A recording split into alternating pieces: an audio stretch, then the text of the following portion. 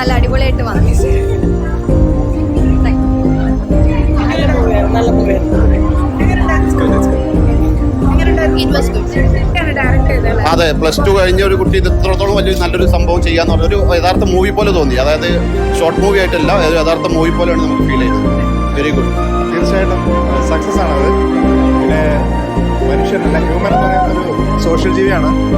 അപ്പം അതിനെപ്പറ്റി കഥ വളരെ വ്യക്തമായിട്ട് വന്നിട്ടുണ്ട്. മേക്കിംഗ് ഇഷ്ടമായി, എഡിറ്റിംഗ് ഇഷ്ടമായി, അഭിനേതാക്കൾ നന്നായിട്ടുണ്ട്, കാസ്റ്റിംഗ് എല്ലാം